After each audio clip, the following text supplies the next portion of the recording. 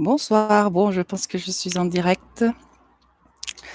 Alors, c'est mon premier live, donc je suis désolée si le démarrage est un peu euh, chaotique. J'essaie de voir qu'est-ce qu'il me dit. Alors, moi, j'attendais le décompte, hein, et puis finalement, quand on est arrivé à 0, il me dit qu'on m'attend. Donc, j'ai vu qu'il y avait Aïcha qui était connectée. Bonsoir, Aïcha. Je vais... bon, en même temps, je suis à l'heure, donc je pense que Aïcha, pour le moment, nous sommes toutes les deux. Je ne sais pas, en fait, j'en sais rien. Je ne sais pas s'il y a du monde, je ne sais pas comment ça fonctionne. Donc, je verrai bien. Je pense qu'il y aura des commentaires. Si vous m'entendez, mettez un petit message comme si tout est OK. Voilà. Je vais attendre. J'ai l'impression que ce que je vois, c'est le nombre de participants. Donc, bonsoir. Et puis, écoute, je pense que je vais me lancer. Peut-être que d'autres arriveront par la suite. S'il y a des questions, faut les mettre maintenant. C'est pas un problème puisque c'est un thème sur les questions-réponses. Enfin, il n'y a pas de thème en fait particulier. Donc voilà. Moi, j'ai rien préparé en particulier non plus. Je peux me présenter. Moi, je suis Eva. Enfin, on m'appelle Eva. C'est le nom qui figure sur mes papiers.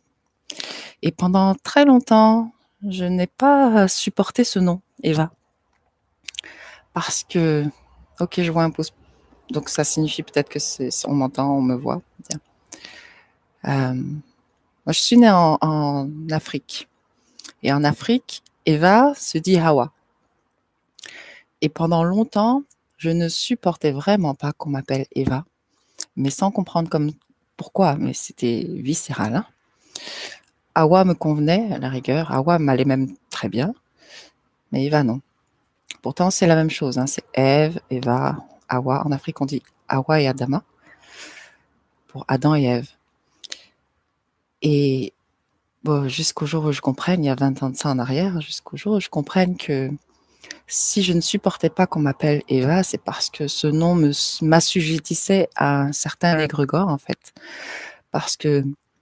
Et c'est à ce moment-là que j'ai compris que le nom était une clé très, très, très importante. C'est-à-dire que le nom a une puissance manipulatoire terrible. C'est vraiment une clé. C'est une clé pour ouvrir les égrégores, pour se servir des égrégores. C'est une clé... ah, j'ai un visiteur de nuit qui est un petit hérisson qui vient toujours manger les croquettes du chat. Ce nom,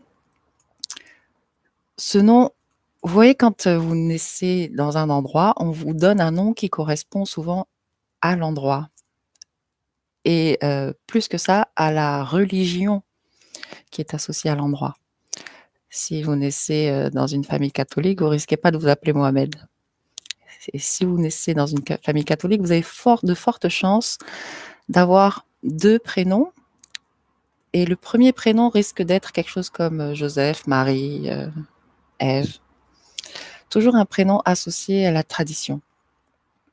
Parce que ce prénom va permettre d'associer directement la personne à l'égrégore. Donc la personne va être pendant toute sa vie après assujettie à un certain égrégore. Quand je parle du nom, je parle du prénom, du nom de l'individu, donc du prénom. Hein. On est lourdement assujetti aussi au nom de famille qui nous soumet à l'égrégore familial. Vous voyez, quand vous engueulez votre enfant, par exemple, qui vous écoute pas, vous allez beau dire son prénom, il vous entend pas, et vous allez dire le prénom et le nom de famille pour bien appuyer la pression. Bref, ça c'était pour me présenter. Donc je m'appelle Eva. Aujourd'hui, je n'ai plus de problème avec ce prénom. Ce prénom, eh bien, ce prénom m'associait, en tout cas pour moi, ce prénom m'associait directement à celle qui a commis le péché originel, puisque en Occident, eh bien, Ève est considérée comme celle qui a commis le péché originel, une femme pas bonne. Tandis que Hawa, Hawa, en Afrique, c'est exactement la même, sauf qu'elle est reliée à celle qui est la première femme, celle qui a donné la vie. Enfin bref, c'est la même personne, mais l'égrégore est complètement différent. C'est comme quand on parle de Jésus, de Jésus-Christ ou du Nazaréen. Euh, tous ces prénoms sont reliés à des égrégores différents. Joshua est encore un prénom qui est relié à un égrégore différent des précédents. Donc le nom a une vibration certaine et, et il est toujours bon d'avoir ce qu'on appelle un nom de scène. Donc le nom que tout le monde connaît, vous savez ce qu'on appelle... bon, non, je ne vais pas faire référence à l'homme de paille, mais vous voyez, les artistes ont toujours un nom de scène, un nom que l'on puisse aduler, un nom qu'on va vénérer, sur lequel les gens vont mettre toutes sortes d'émotions, ou un nom sur lequel on va fantasmer, donc on va placer toutes sortes de choses dessus.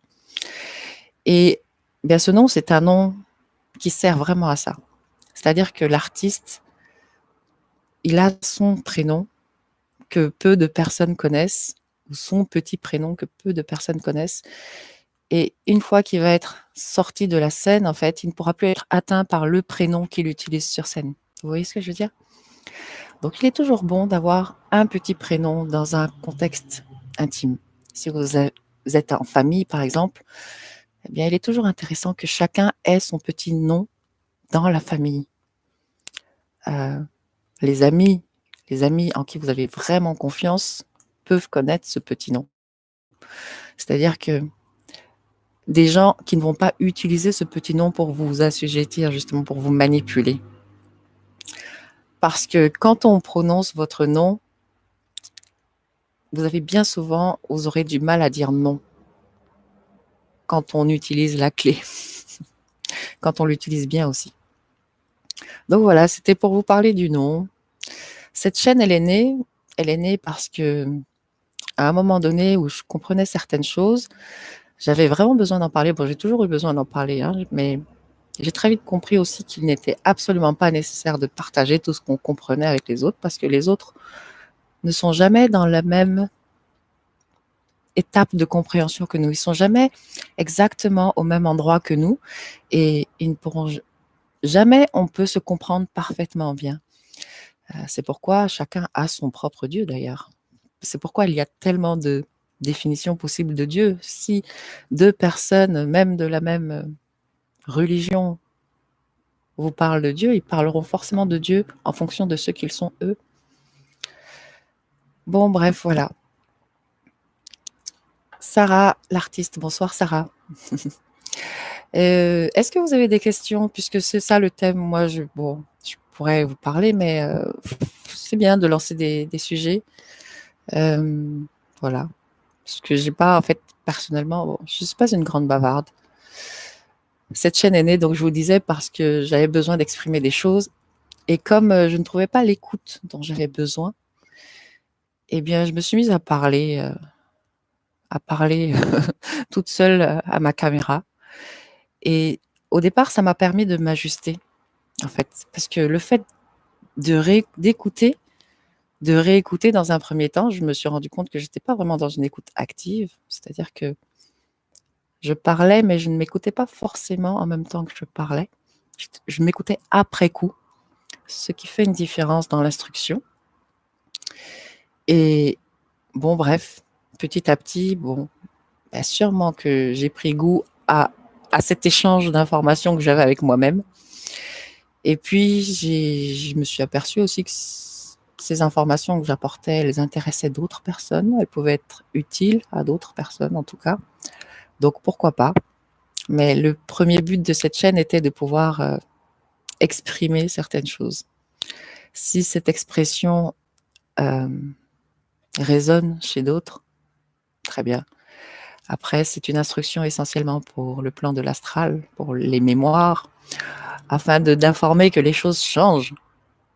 Que les choses changent. Parce qu'il est grand temps. Voilà. Abdelkader. Bonsoir Abdelkader. Comment peut-on savoir si l'hypnose régressive Matière d'information, ce n'est pas de l'illusion du monde astral. Je parle d'une séance régressive ésotérique, bien sûr. Merci. Alors, c'est intéressant comme question. Tu ne peux...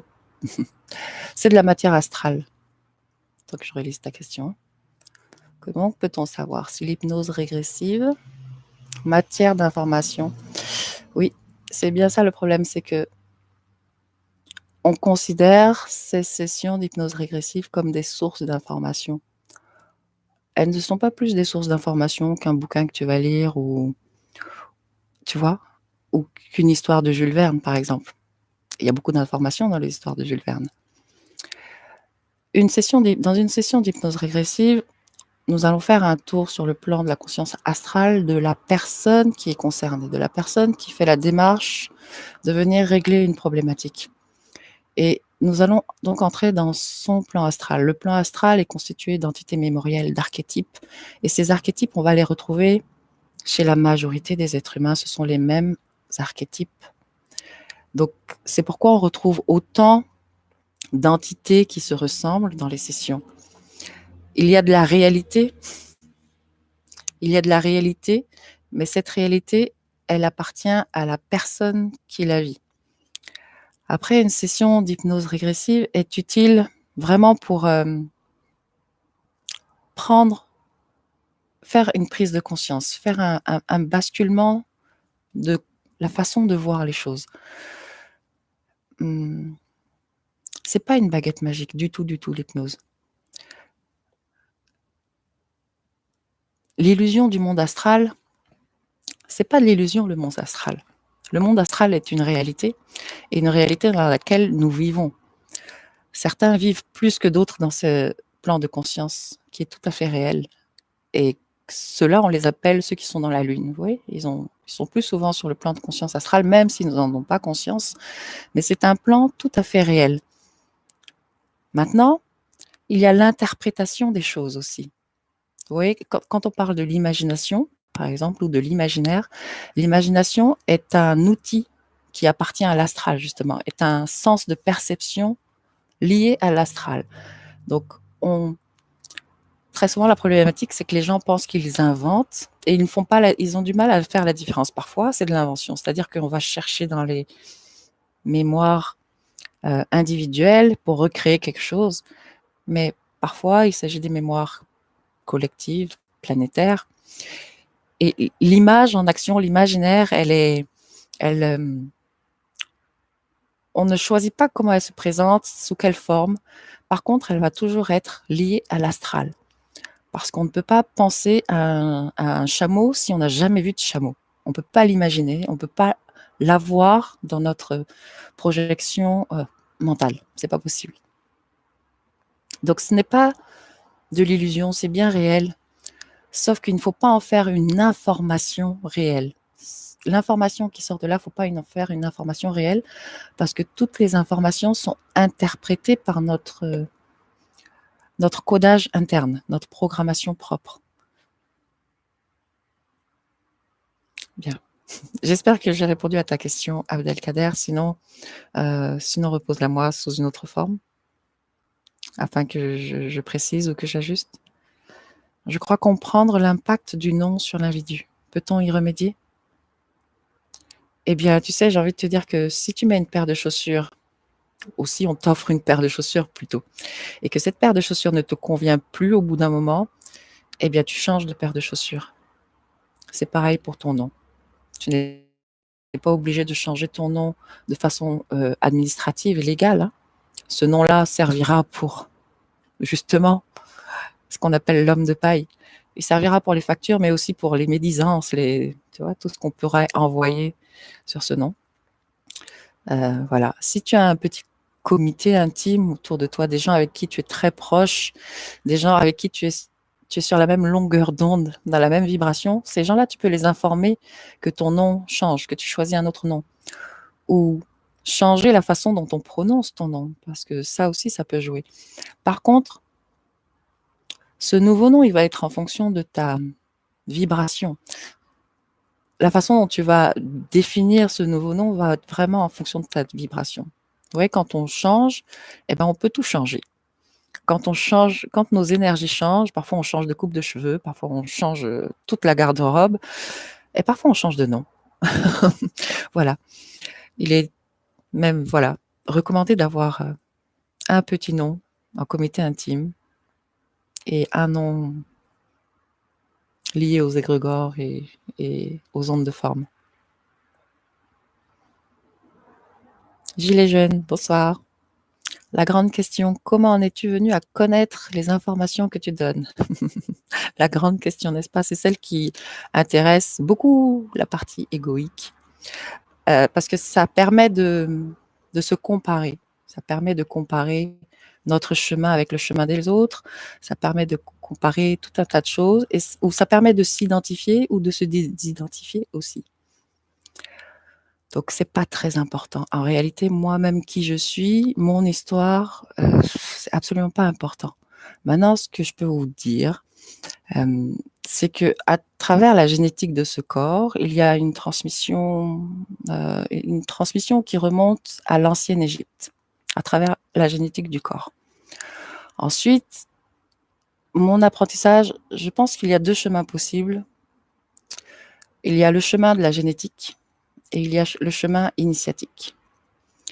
Ce corps a une transmission génétique assez lointaine, mais mon chemin, je dirais qu'il est plutôt initiatique. C'est-à-dire que j'ai une vie assez extraordinaire.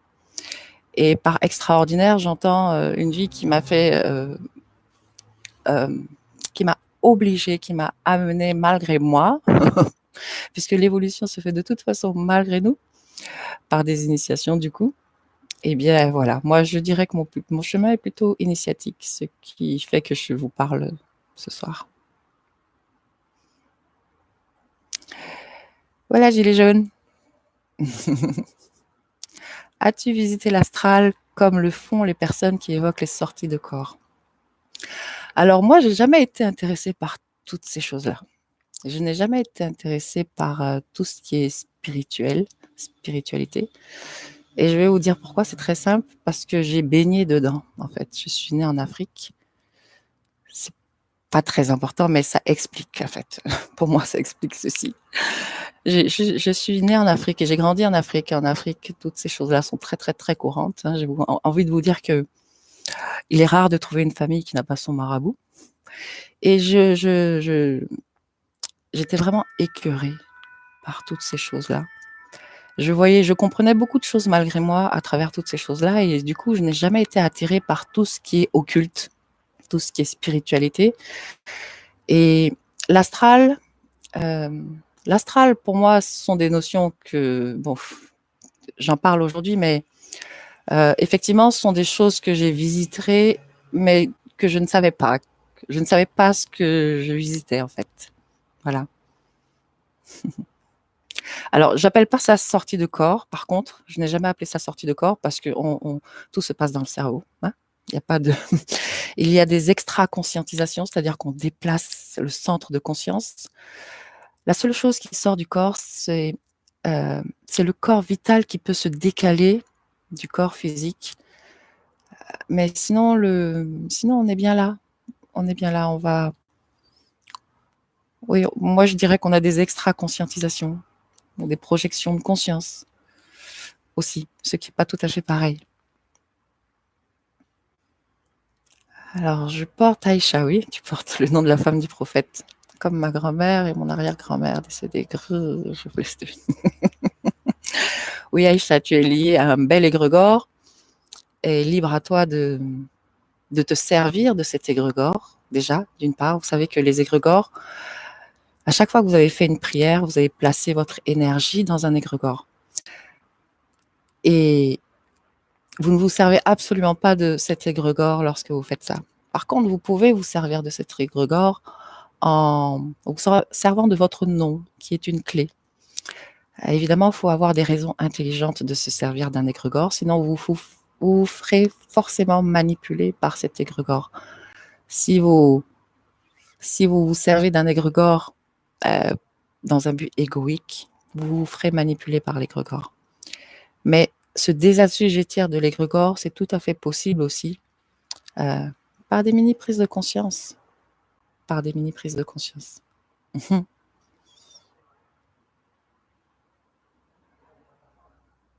Non, ça va, j'ai bien saisi votre réponse et ça me parle. Une autre question, l'existence des religions sur Terre.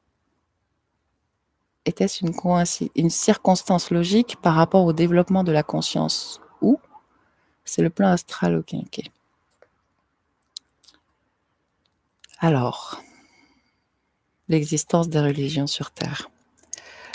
L'être humain, les religions, c'est tous ceux qui... Abdelkader, n'as-tu jamais été porté, soutenu à un moment donné par la religion? À un moment donné, même si ce n'a pas été longtemps. Oui, l'être humain, il avance avec des techniques qui lui sont apportées, avec des outils. Et puis à un moment donné, il se rend compte que l'outil, finalement, il lui permet pas d'avancer, ou lui permet plus d'avancer, ou même l'outil l'a empêché d'avancer peut-être comme lui, il aurait espéré. Et puis à ce moment, il se dit, ah non, c'est de la merde cet outil. Eh ben, tous les outils servent. La religion, moi je la considère comme une technique et elle a été là pour enseigner certaines choses à l'homme. La religion ne dit pas que des choses fausses. Elle ne peut pas les dire réellement comme elles sont. Parce que, vous savez, quand vous parlez à un enfant, que vous essayez d'expliquer des choses à l'enfant et qu'il ne peut pas comprendre à la hauteur de ce que vous êtes, vous allez vous ajuster à l'enfant. Donc vous allez descendre à son niveau pour pouvoir expliquer les choses à son niveau. Et la religion a fait ça un temps pour l'être humain. C'est-à-dire alors la religion a été mise en place par des entités lucifériennes qui sont, elles, là pour tout faire pour permettre à l'être humain d'évoluer bien plus rapidement qu'il ne peut le faire. Donc ça lui crée des torts. Et la religion est née comme ça. Elle a du bon, elle a du moins bon. Et il y a beaucoup de gens qui ont besoin de la religion encore. Et il ne serait absolument pas juste de leur enlever ça. Tous ceux qui parlent aujourd'hui de la manipulation de la religion ont été soutenus à un moment donné par cette même religion. Ça leur a apporté quelque chose à un moment donné. Des valeurs, un savoir-être. Ça apporte quelque chose. Au bout d'un moment, on n'a plus besoin, c'est vrai, de la technique. On doit pouvoir se passer de la technique. Mais ce n'est pas pour autant qu'on doit renier la technique et la jeter à la poubelle parce que d'autres peuvent avoir besoin de la même technique. On parle de religion. Religion, ça veut dire relier. Relier.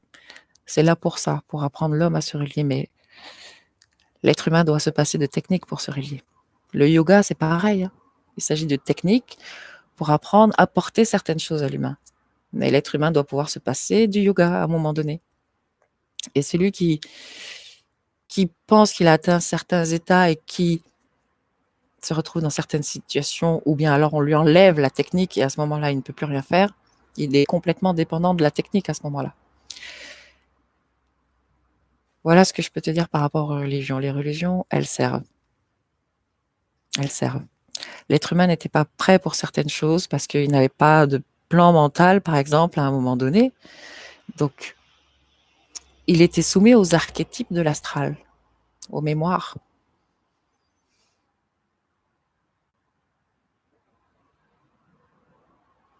Excusez-moi, je prends le temps de lire. Certains disent que les entités existent dans l'astral, d'autres non. Comment discerner le vrai dans tout ça? Alors, il n'y a pas de vrai, il n'y a pas de faux. Et chercher le vrai, c'est déjà trouver du faux. Ça, il faut vraiment... Discerner est une faculté que l'on peut avoir quand l'énergie est suffisamment dynamisée. On ne peut pas...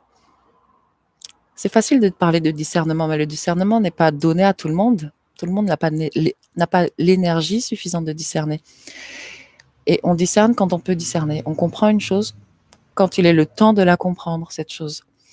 Quand on parle d'entité dans l'astral, On parle de... Alors, une entité, c'est quelque chose qui est vivant, qui émeut par une énergie. Il y a des forces énergétiques. On pourrait ne pas utiliser le terme d'entité. Très souvent, l'être humain aime bien, il a besoin même de personnifier pour pouvoir mieux visualiser les choses. Mais en général, en fait, quand on parle d'entité dans l'astral, dans l'imperceptible, donc, on parle de forces énergétiques qui ont une certaine fréquence vibratoire. Donc des choses de force qui vibrent dans une longueur d'onde qu'on va pouvoir capter ou pas, qu'on va pouvoir percevoir ou pas. Donc certains vont percevoir ces choses-là, vont vous dire ça existe, c'est réel, c'est palpable, c'est perceptible, parce que eux le perçoivent, et d'autres vont vous dire non, ça n'existe pas, c'est invisible, c'est impalpable, irréel, parce que eux ne le perçoivent pas. Vous savez, c'est pareil pour le sens physique, certaines personnes entendent mieux que d'autres, certaines personnes ont accès à un spectre de la réalité plus grand que d'autres, certaines personnes voient mieux que d'autres. Donc tout ça, tout est réel, mais vrai et faux, du coup. Il ne faut pas chercher. C'est l'ego qui cherche beaucoup.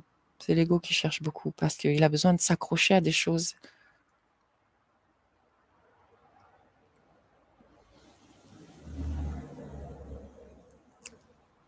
Les religions sont tout simplement des enseignements. Oui, oui. Après, il faut...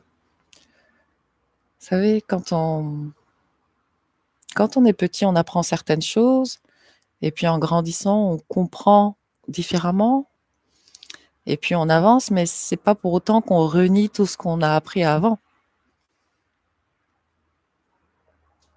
Il faut juste ne pas rester fixé à des enseignements et dire ça c'est vrai, ça c'est la réalité, elle est immuable, parce que là pour le coup, on peut se fourrer le doigt dans le nez, dans l'œil, je crois plutôt.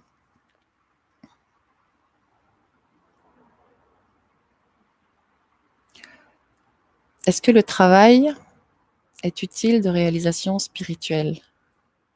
Bonsoir Edgar. Il est complètement inutile. La réalisation spirituelle, quand on parle de spirituel, il faut savoir qu'on parle des sphères hautes de l'astral. Quand on parle d'évolution spirituelle ou d'éveil spirituel, on parle de personnes qui grimpent dans l'astral, en fait, qui accèdent à certaines sphères de l'astral. Du coup, effectivement, elles vont avoir des pensées plus positives, elles vont avoir des émotions plus posées, elles vont être plus dans la compassion. Enfin bref, dans toutes ces émotions qui vibrent haut, qui appartiennent aux hautes sphères de l'astral, mais qui restent de l'astral. Vous savez, l'évolution, elle se fait, qu'on le veuille ou non, l'être humain évolue. Quoi qu'il fasse. Le seul problème, c'est que jusqu'à présent, il a évolué parce qu'il en avait marre de souffrir. Il cherche à évoluer quand il est écœuré d'être écœuré, quand il en peut plus, quand il est down, quand il en peut plus. Plutôt que de chercher à évoluer par intelligence. Mais il n'avait pas non plus tous les outils développés, adaptés pour. L'énergie, elle s'exprime. Ce n'est pas... L'énergie, elle s'exprime malgré l'être humain. Elle s'exprime à travers l'être humain. Et la façon dont elle va s'exprimer va dépendre du canal qu'est l'être humain. Beaucoup de gens s'intéressent à développer la spiritualité, le côté spirituel. Beaucoup de gens cherchent à atteindre le sommet de la montagne. Et peu de gens se disent que pour atteindre le sommet de la montagne, il faut avoir une base de montagne solide quand même. Il faut commencer par la base. Enfin, il ne faut pas avoir une base solide pour atteindre le sommet, mais pour que le sommet tienne debout, il faut que la base soit solide. Et pour arriver au sommet, il faut attaquer par la base. Beaucoup s'intéressent à l'esprit et très peu s'intéressent au corps, à la matière. Or, le corps, il est là pour supporter l'esprit. Et si le corps n'est pas en capacité de supporter la vibration de l'esprit, Eh bien, l'esprit, il va s'exprimer dans le corps de la façon la plus haute que le corps peut exprimer l'énergie. Je ne sais pas si c'est très clair ce que je viens de dire là, mais c'est-à-dire que, imaginez, vous avez une source d'eau très chaude, et cette source d'eau très chaude, vous la mettez dans un récipient d'eau glacée. Donc, l'esprit qui arrive, la descente de l'esprit dans le corps de matière. Pouf, eh ben, l'esprit se refroidit. Il se refroidit parce que c'est vraiment glacé. Et le bloc de glace là en dessous, eh ben, il monte un petit peu quand même en chaleur parce qu'il a pris une petite dose de chaleur. Mais l'esprit, lui, est complètement refroidi aussi. Mais ça a réchauffé un petit peu la matière. La matière étant un petit peu réchauffée, la prochaine dose d'esprit qui va arriver, eh bien, va réchauffer encore un petit peu plus cette matière. Elle va être un petit peu moins refroidie. Le processus est long. Et puis, ainsi de suite, jusqu'à ce qu'on a à un moment donné l'esprit qui arrive dans une matière parfaitement réchauffée. Et à ce moment-là, l'esprit s'exprime pleinement dans sa vibration pure. J'ai tendance, pour vous imaginer ça, vous pouvez très bien voir la conscience de l'homme qui chute dans une unité carbone. Parce que l'être humain, c'est une unité carbone. Et cette unité carbone, eh bien, nous sommes amenés maintenant à la faire devenir évoluer, transmuter, à la transmuter, à devenir des petits alchimistes et à faire de cette unité carbone une unité diamant. L'unité carbone, pour le moment, quand la lumière arrive et passe à travers cette unité carbone, elle est obscurcie, elle est colorée, comme on dit, et en plus, elle est retenue, elle est mémorisée. Une fois que ce corps sera rendu unité diamant, eh bien, cette lumière pourra traverser ce corps sans problème, s'exprimer dans son état pur, sans être coloré, sans être retenu. Voilà un peu, quelque part, le but de l'évolution humaine. Donc, chercher, ça sert pas à grand-chose. Ça peut motiver, oui, ça motive l'ego, ça permet de supporter la condition dans la matière. Mais ce n'est pas utile en tant que soi. On va dire que c'est intéressant. C'est intéressant, mais c'est pas utile. Alors peut-être que j'ai loupé des questions, je vais revenir un petit peu.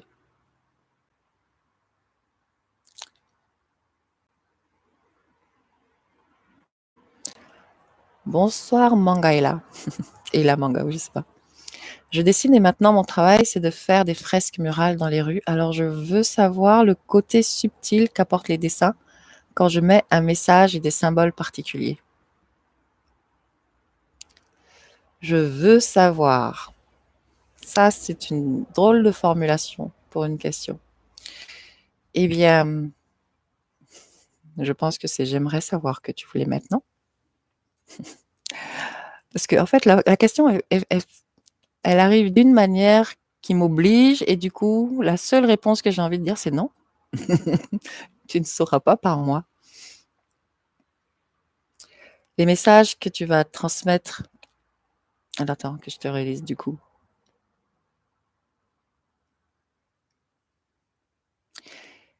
Le côté subtil qu'apportent les dessins quand je mets un message et des symboles particuliers. Eh bien, ta réponse est dans la question. Ils apportent le message et le symbole particulier que tu veux apporter. Tout le monde ne le captera pas, ce message. Seules certaines personnes avec qui ce message va être en résonance vont le capter consciemment ou inconsciemment. Donc, toi seul connais ton message, toi seul connais un symbole, toi seul sais ce que tu veux transmettre, ça sera transmis, pas à tous, seulement à ceux qui vont être en résonance, qui vont passer bien sûr dans le champ énergétique de ton dessin et qui vont être en résonance avec ces messages. Peut-on devenir facilement médium? Tout dépend de ce qu'on met derrière le mot médium. Un médium, pour moi, est un canal et l'être humain est un canal. Donc tout le monde est médium. Maintenant, s'il s'agit de communiquer avec le monde de la mort, tout le monde le fait déjà parce que tout le monde vit déjà sur le plan astral. Maintenant, les gens, la majorité des gens n'ont pas confiance ne font pas la différence aussi. Hein. Quand on ne sait pas qu'il existe un plan appelé astral qui est un plan de mémoire et Enfin bref, quand on ne sait pas, on ne sait pas. Quand on sait, parfois on a du mal à faire la différence justement entre ce que l'on aura nous-mêmes inventé, créé par rapport à des informations mémorisées, ou ce qui sera vraiment transmis par un contexte. Par exemple, j'arrive dans une pièce et puis je ressens les vibrations, je ressens ce qui a été mémorisé dans la pièce à travers les murs ou les objets. Voilà, faire la différence en fait. C'est plutôt ça le souci. Sinon, tout le monde est médium déjà. Tout le monde canalise déjà. Maintenant, franchement, il n'est pas particulièrement intéressant d'aller canaliser la mort ou d'aller canaliser, de choper des messages X ou Y. C'est pas intéressant parce que ce n'est jamais du vivant. Ça vient toujours du plan de la mort et il n'y a aucune expérience dans le plan de la mort. Le plan de la mort ne peut rien apprendre au plan des vivants. Je fais une parenthèse. Certains plans, certaines zones de l'astral peuvent enseigner des choses. Il s'agit des zones qui conservent des mémoires hautes, de passage d'énergie haute. Ces mémoires peuvent apporter certains enseignements lors des rêves notamment. Alors tout à fait, faut-il encore savoir se détacher et aller chercher plus loin? Il faut savoir se détacher de la forme. Il faut savoir ne pas être attaché à la forme, parce que la forme, ce n'est pas ce qui est important, la forme, c'est ce qui maintient la forme qui est important. Donc l'énergie vitale. Tout est une question d'énergie et c'est aller chercher plus loin ne sert à rien, vraiment. Ce qui sert, ce qui est utile, c'est de conserver votre énergie, d'arrêter de gaspiller votre énergie à tout va, parce que c'est l'énergie que l'on a, l'énergie vitale, c'est l'énergie éthérique, c'est la même. Sauf que elle a 2 points d'arrivée en fait, 2 points, oui, d'arrivée, on va dire ça comme ça. On a l'énergie qui arrive du cosmos directement, qui est l'énergie éthérique, qui a chuté et qui depuis se fait dynamiser petit à petit par l'être humain. Aujourd'hui, cette énergie est suffisamment dynamisée pour s'exprimer sur un plan mental, voire supramental. Et c'est vraiment ce qui est important, c'est de conserver son énergie pour pouvoir la dynamiser encore et encore, pour la rehausser en vibration. Chercher quoi que ce soit est pas très utile en fait. Chercher quelque chose amène toujours à... C'est une recherche sans fin. Quand on se lance dans la recherche, on commence à rentrer dans quelque chose qui est sans fin, vraiment.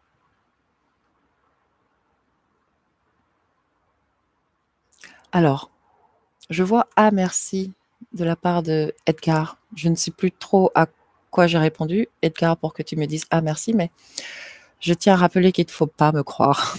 Parce que je suis un peu psychopathe, vous savez, je raconte un peu de tout et de n'importe quoi. Il ne faut pas me croire. Il faut expérimenter par soi-même.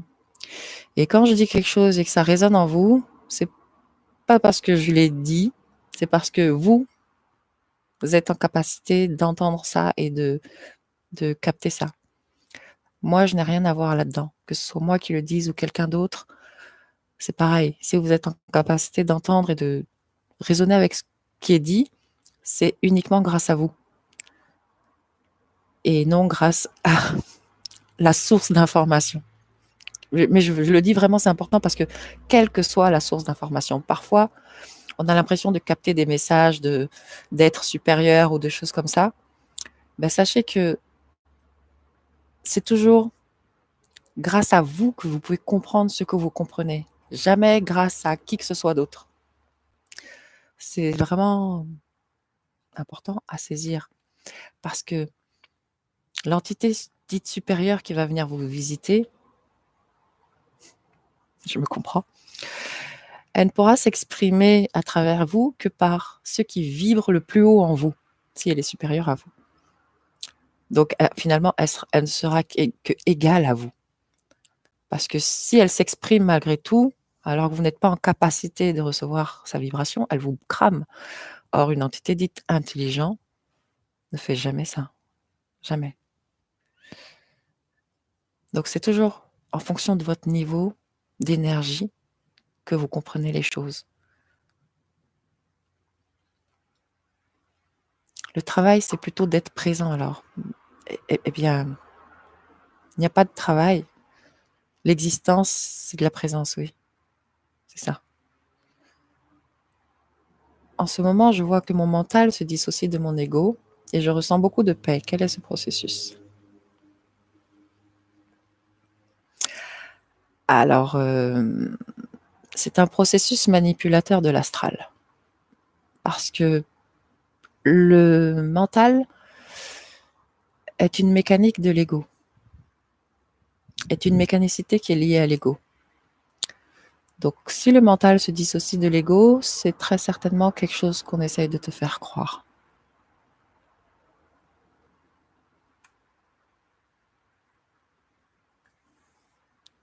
Pouvons-nous nous passer de prière, de méditation? Alors, il ne faut pas confondre la prière et la méditation, ça n'a absolument rien à voir. Ça n'a absolument rien à voir. Alors, moi, je ne vais pas parler de méditation d'ailleurs, même parce que je n'ai jamais été attirée par ce genre d'approche.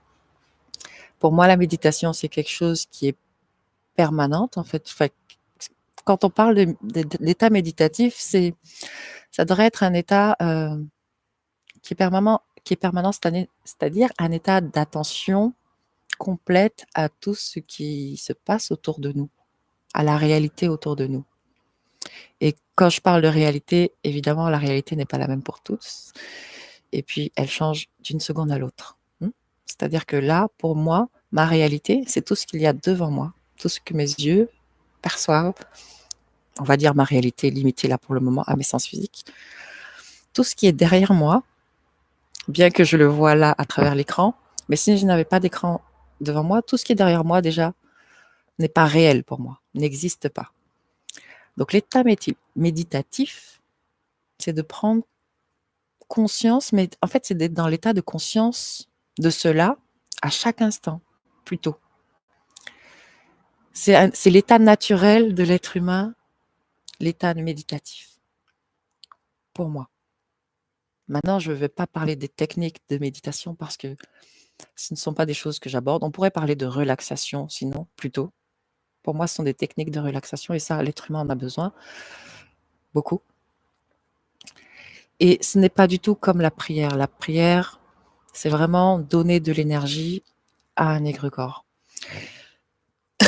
Pardon, à l'astral, essentiellement. Parce que la prière, ce n'est pas juste comme on l'enseigne, par exemple, dans un culte, mais quand on se met en colère, on est en prière. Quand on est content, on est en prière. Bref, à chaque fois qu'on va vivre des émotions, on va être en prière. À chaque fois qu'on va demander quelque chose pour quelqu'un, pour nous, on va être en prière. À chaque fois qu'on va remercier aussi, on va être en prière. Et la prière, c'est très souvent, très, très, très souvent, envoyer de l'énergie, nourrir un égrégore qui va se servir de cette énergie pour nous manipuler en retour. Pouvons-nous nous passer de la prière? Oui, bien sûr. Ou alors, servons-nous de la prière pour soumettre l'égrégore? Dans ce cas-là, servons-nous-en, oui, pour récupérer les trésors que l'on place dans le ciel. Donc, récupérer toute cette énergie qui a été placée par les êtres humains dans le ciel. Voilà. Mais sinon, on peut complètement s'en passer puisque qu'est-ce qu'on prie? Qui est-ce qu'on prie? Déjà, ça serait la bonne question à se poser avant de prier, peut-être. Être sûr de ce que l'on prie. Gilet jaune, qu'est-ce que la forme? Eh bien, la forme, c'est tout ce qui est visible. Tout ce qui est visible. Tout ce qui est matériel. Tout ce qui est symbole. Vraiment tout. Tout sans exception. Tout ce qui est visible, symbole. Donc, visible, je m'arrête au visible parce que je ne parle pas des sens auditifs là, olfactifs ou auditifs, bien que le mot soit une forme, donc auditif aussi, oui. C'est tout ce qui est perceptible, on va dire, par l'être humain alors. Voilà, pour être plus précise. Et la forme est toujours maintenue par une onde de forme. Voilà. Elle émet une onde de forme et elle est toujours maintenue, pas par l'onde de forme, mais alors, quand on peut parler de subatomique aussi, quelle que soit la forme. On va raccourcir comme ça.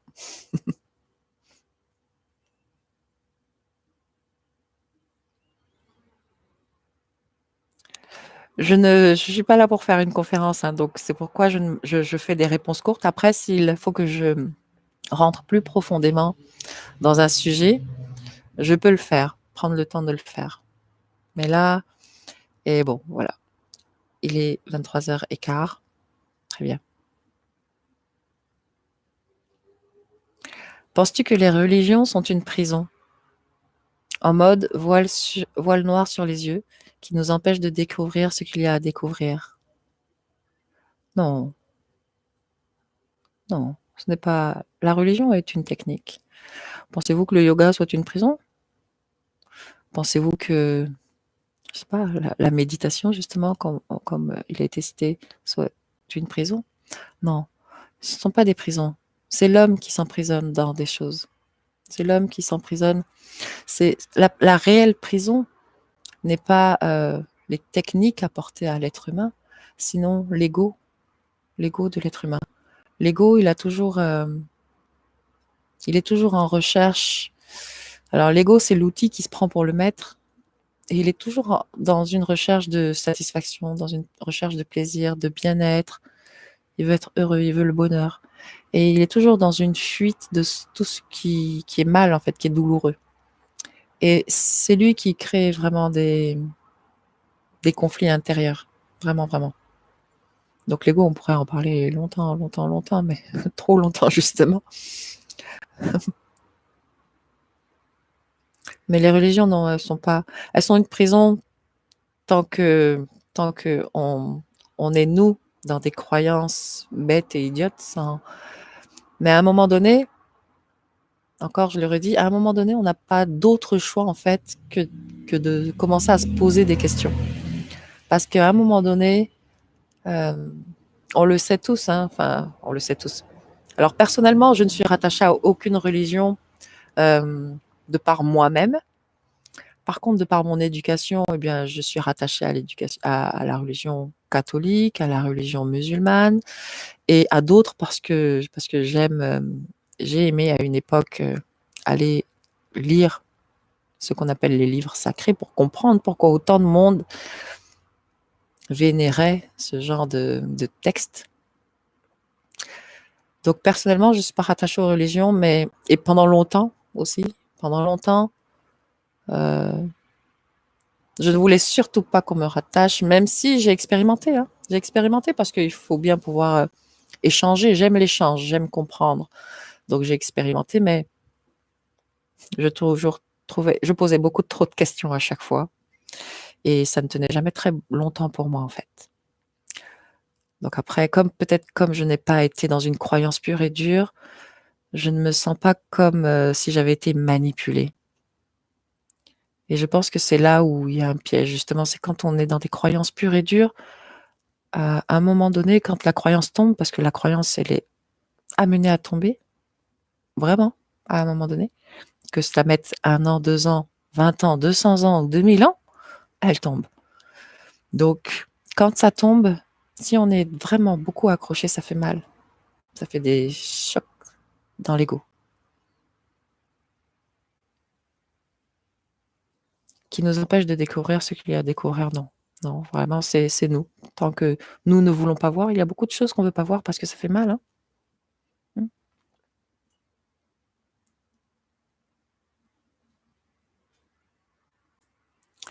Alors, bonsoir Giraud. Afin de maintenir sa souveraineté énergétique, devons-nous éviter de canaliser pour ne pas être interférés? Ah, c'est intéressant parce qu'on canalise tout le temps, hein, vous savez. Croyez pas que là je vous parle.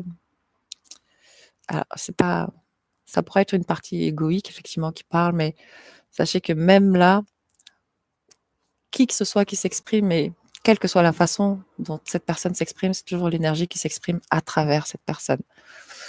La personne est un canal. Donc, nous canalisons en permanence, qu'on le veuille ou qu'on ne le veuille pas, on canalise. On ressent, certaines personnes sont capables de ressentir des vibrations basses quand elles rentrent dans une pièce, et elles vont se mettre à canaliser. Dans ce sens-là, il ne faut pas le faire, effectivement. Vous canalisez ce qui est fait pour vous. En vous, vous avez des gardiens. Vous avez certains corps différents. Tous ces corps, vous pouvez les considérer comme des gardiens. La théologie, par exemple, on va les appeler les anges, les chérubins et les séraphins. Ce sont des parties de vous, à l'intérieur de vous, qui conservent certaines choses en vous. Elles sont là vraiment pour conserver, pas pour protéger, pas pour guider, pour conserver. Et alors, attendez, je me déplace. Je ne sais plus pourquoi je disais ça. Ah oui. Et ces parties-là de vous vont exprimer ce qu'il y a à exprimer. Maintenant, c'est nous-mêmes, avec ce plan, du fait qu'on s'attache à ce plan émotionnel et mémoriel, nous exprimons très souvent les énergies qu'il ne faudrait pas exprimer. Alors, pour essayer de répondre vraiment à la question, afin de maintenir sa souveraineté énergétique, devons-nous éviter de canaliser pour ne pas être interférés? Alors, il y a des personnes qui canalisent, effectivement, qui font appel à des énergies et qui les laissent s'exprimer, qui laissent ces énergies s'exprimer à travers leur corps. Alors, moi, je suis pas là pour dire ce qu'il faut faire ou ce qu'il ne faut pas faire. Par contre, dans ce processus, eh bien, il y a des échanges d'énergie qui se font, forcément. Donc, échange d'énergie dit échange d'énergie. Et ce n'est pas toujours en notre faveur quand il y a un échange d'énergie. Voilà ce que je peux dire pour répondre à cette question. Maintenant, la souveraineté énergétique, elle se conserve. Alors, je ne sais pas si c'est deux mots que l'on peut mettre ensemble, mais la souveraineté énergétique. Être souverain, c'est être dans son identité, être complètement individualisé, ne plus être soumis à la conscience collective. Que les autres nous prennent pour un fou et que ce ne soit pas dérangeant. Oui. Mais ce n'est pas parce qu'on est souverain. C'est sûr que si on est souverain, on va déjà mieux conserver son énergie. On va beaucoup moins la gaspiller.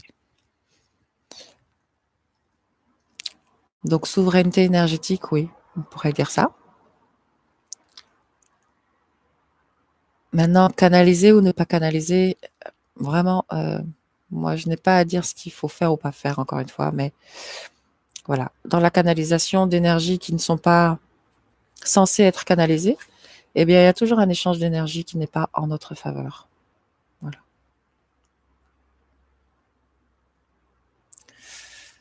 Crois-tu aux anges et surtout énergie du Métatron?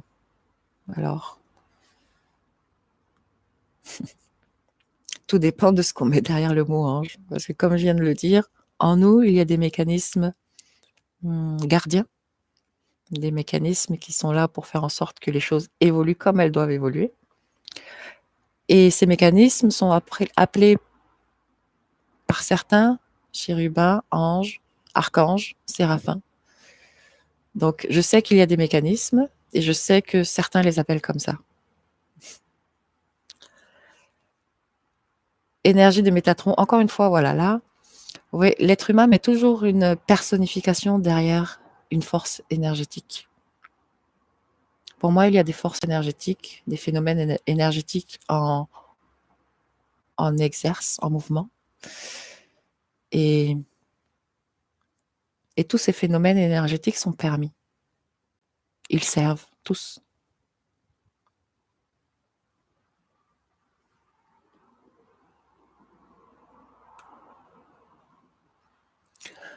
Pour le coup, ça ne résonne pas en moi. Dommage, c'est bien aussi. J'étais une personne qui contrôlait beaucoup mes pensées et qui souffrait de la réalité extérieure. Et depuis que je vois mon mental et depuis que je vois que mon mental n'est plus collé à mon ego, je me sens libre. Eh bien, c'est parfait. C'est vraiment parfait. Et c'est vraiment là qu'il faut être en accord avec toi. Et non seulement il faut être en accord avec toi, mais il faut pas crécher sur la marche de son escalier. C'est-à-dire que si demain, tu as des nouveaux ressentis qui viennent complètement contredire ces ressentis, même s'ils te bousculent, accepte-les.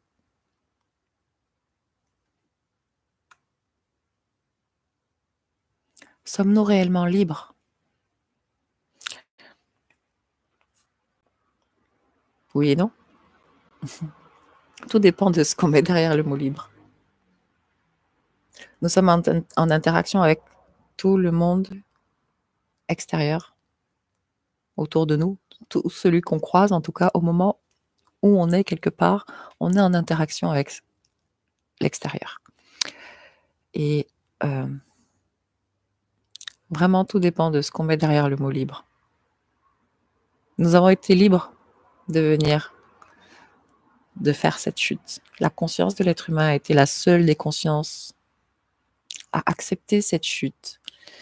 Maintenant, pour que l'être humain puisse accepter de rester dans cette condition tellement basse, vibratoirement parlant, eh bien, on lui a fait croire à une belle illusion qui est celle du libre arbitre, celle qui lui fait croire qu'il peut faire des choses, qu'il peut créer des choses, évoluer, comment dire, la liberté. Encore une fois, je ne vais pas trop me lancer dedans parce que est-ce que nous sommes libres? C'est trop juste. Tout dépend vraiment de ce que vous allez mettre derrière le mot libre.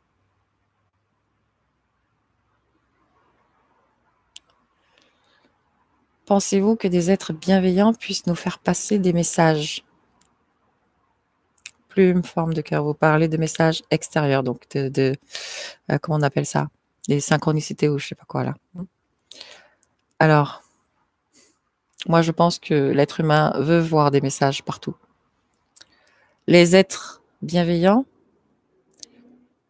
ils sont pas là pour guider l'être humain. Quand ils sont les vrais êtres bienveillants, j'entends, ils vont apporter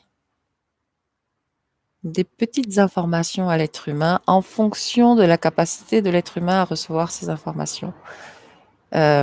L'extérieur, on peut toujours voir l'extérieur comme une fontaine de coïncidences. Hein. Maintenant, il y a une chose aussi, c'est où est-ce qu'on place son écoute. Parce que l'extérieur nous apporte des choses, mais essentiellement et uniquement quand il y a une relation énergétique, vibratoire avec l'extérieur. Donc, le simple fait, pour moi, le simple fait de voir des objets ou des heures, des chiffres, n'indique rien du tout. Absolument rien du tout, à part peut-être une manipulation de l'astral. Peut-être. Il ne faut pas focaliser son attention sur les signes extérieurs. Parce que vous en verrez toujours partout. Vous chercherez toujours à vous demander, et vous poserez toujours des questions, et vraiment, il n'y a que l'ego qui se pose ce genre de questions. Et ça, est-ce que c'est un signe pour moi? Et ça, qu'est-ce que ça veut dire? Si on se contente de s'écouter soi, mais c'est même pas de s'écouter soi, parce que là, on pourrait croire qu'il s'agit d'écouter les pensées ou les émotions. Il ne s'agit pas vraiment de ça. Il s'agit d'exprimer ce qui s'exprime, en fait. Alors, on peut être dans l'observation ou dans l'écoute, même quand on parle à quelqu'un, on peut être dans l'écoute de ce qu'on dit pour voir si ce qu'on exprime est ajusté, si c'est correct ou pas, d'où est-ce que ça vient, est-ce que c'est quelque chose qui n'est pas en résonance vraiment avec ce qu'on... Est-ce que ça résonne vraiment quand on l'écoute, quand on l'exprime? quand on fait quelque chose, est-ce que voilà, on peut s'observer en fait pour s'ajuster. Mais et je pense que c'est la meilleure des choses à faire en fait. Est-il vraiment possible de rencontrer son âme sœur? Est-ce qu'une rencontre programmée comme une entente avant l'incarnation? Ok. Alors, les histoires des âmes sœurs, moi aussi encore une fois, ce ne sont pas des choses qui m'intéressent vraiment parce que j'y vois tout de suite une dépendance en fait. Quand on est dans une recherche comme ça, il y a un processus de dépendance qui s'inscrit avec. Maintenant, il y a des exceptions. Il y a des exceptions. Il y a certaines consciences qui sont... Bon, toutes les consciences, pour la majorité, viennent d'ailleurs. Maintenant, il y a certaines consciences qui sont des consciences qui étaient effectivement une au départ et qui se sont vues divisées. C'est très rare comme cas, mais ça arrive. Et dans quel cas, il y a une recherche de l'autre très intense, très profonde. Maintenant, dans ce concept d'âme sœur, il y a plusieurs choses. Il peut y avoir, vous savez, dans le monde de la mort, une fois que bon, on parle du monde de la mort, en fait, on n'en sait rien. Hein. Gardez ça à l'esprit parce que le monde de la mort, pour pouvoir en parler, il faut y être passé et être revenu. Ok. Donc on n'en sait rien, on extrapole. Ceci dit, au niveau des mémoires, il se passe un processus de réincarnation, qui est un processus de réincarnation pluralitaire, c'est-à-dire que quand l'âme pénètre le monde de la mort, elle va se dissoudre dans ce monde de la mort et chaque vibration qui la compose va aller se raccorder aux mêmes vibrations. C'est-à-dire que tout ce qui vibrait colère en elle va aller rejoindre tout ce qui est colère dans le plan de la mort qui est déjà là. Tout ce qui est joie va aller sur le plan de la joie. Bref, chaque expérience, chaque vibration va rejoindre la vibration qui lui correspond. Et là, il va y avoir un corps physique sur Terre qui va être mis en route par 2 parents. En fonction de la génétique de ce corps physique, il va y avoir une âme qui va être attirée. Et cette âme, eh bien, c'est une pluralité d'âmes, en fait. C'est une pluralité de mémoire. Pas d'âme, mais de mémoire. Et quand on arrive, on peut avoir ce sentiment, effectivement, qu'il n'y a pas tout. Il manque des choses. Il manque une partie. Ça peut être un des faits qui fait qu'on a l'impression qu'on doit rechercher une âme sœur, qu'il manque une partie de nous. Il y a aussi le fait que, au tout début, en Lémurie, l'être humain a été séparé en deux pour pouvoir dynamiser son énergie vitale et continuer à... Pas que. L'être humain a été divisé en deux parce que son énergie vitale n'était pas suffisamment puissante pour pouvoir lui permettre et de se reproduire et de développer un cortex. Donc, l'être humain a été divisé en deux. Comme ça, maintenant, on pouvait utiliser une partie de l'énergie vitale de l'un et une partie de l'énergie vitale de l'autre, les réunir et former un troisième être. Donc ça peut être aussi une des causes qui fait que l'être humain aujourd'hui a ce sentiment d'être séparé de sa moitié, justement. Ce qui n'est pas tout à fait faux. Voilà. Ce que je peux vous dire. Pour faire suite à cette question énergie, je pense que sentir ces échanges d'énergie est un bon guide. Alors, attends. Pour faire suite à cette question d'énergie, je pense que sentir ces échanges d'énergie est un bon guide. Alors, il faudrait que tu me précises, Gilets jaunes, de quel échange d'énergie tu fais allusion? À quel échange d'énergie tu fais allusion? Est-ce que nous...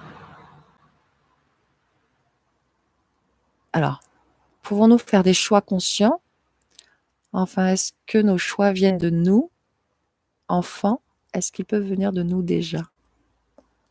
Je n'ai pas très bien compris la question, Edgar. Pouvons-nous faire des choix conscients? On a toujours l'impression de faire des choix conscients, mais on sait très bien qu'en réalité, c'est le subconscient qui fait les choix. Parce que vous savez, le subconscient, il est relié à notre système limbique et à notre cervelet, qui ont des des cerveaux archétypaux.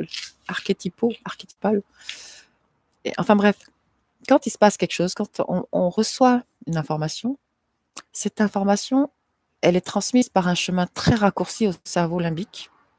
Et donc, c'est lui qui prend en fait la vraie décision. Et ensuite, l'information arrive au cortex, pardon. Mais le cerveau limbique a déjà eu l'information et a déjà envoyé une commande. Donc, est-ce que nous pouvons faire des choix conscients au maximum de ce qu'on peut faire? C'est-à-dire qu'on fait toujours de notre mieux. C'est ça qui est important de comprendre. C'est que, quel que le choix qu'on fait, on ne peut pas faire ce qu'on ne peut pas faire. On fait toujours du mieux qu'on peut. Avec ce qu'on peut.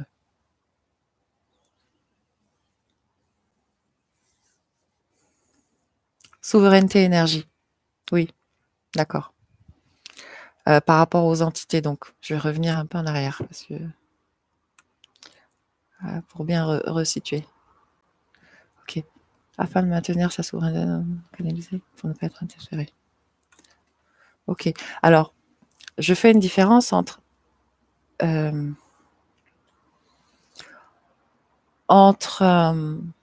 un échange tout simple avec une entité, une énergie, X ou Y, qu'elle soit dite supérieure ou dite inférieure, peu importe. Il y a une différence entre l'échange, l'interaction et la canalisation. Parce que dans la canalisation, en acceptant une canalisation, on accepte un échange d'énergie, c'est-à-dire qu'on accepte de donner notre énergie en échange de quelque chose dont on n'est pas trop sûr, en fait. Alors que dans l'échange, dans l'interaction, et non dans l'interférence, enfin l'interaction n'est plus une interférence tant qu'on ne l'accepte pas, en tout cas. Mais rien n'empêche d'échanger avec quelque énergie que ce soit. Absolument quelque énergie que ce soit.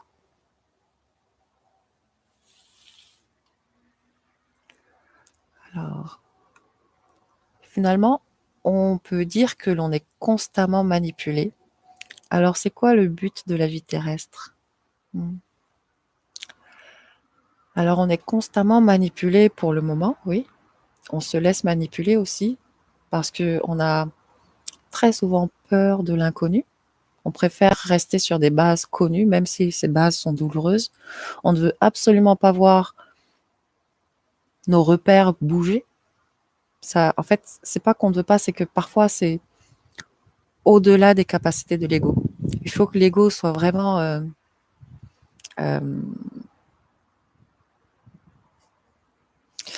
réduit, réduit pour pouvoir changer quoi que ce soit en fait.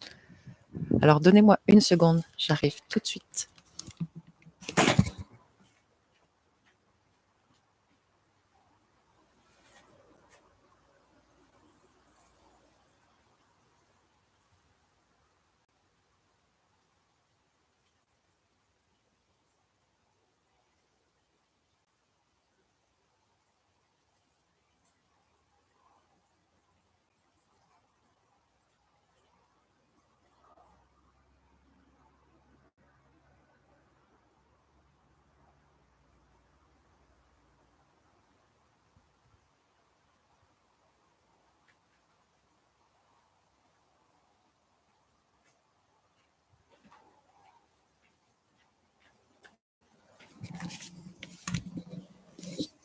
Je suis de retour.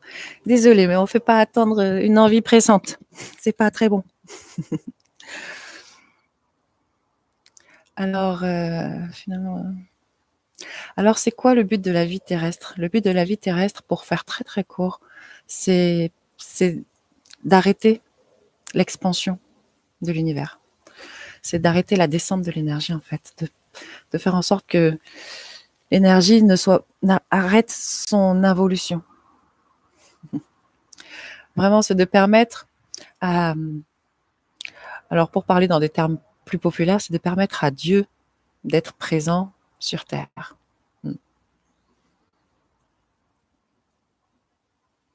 Alors, Gilets jaunes, les échanges énergétiques puisés dans l'astral peuvent être trompeurs et nous interférer. Alors, encore une fois, si on parle d'interaction, ce n'est pas tout à fait pareil que l'interférence. Mais effectivement, on peut vite se faire interférer euh, parce qu'ils savent, ils connaissent parfaitement les points faibles de chacun.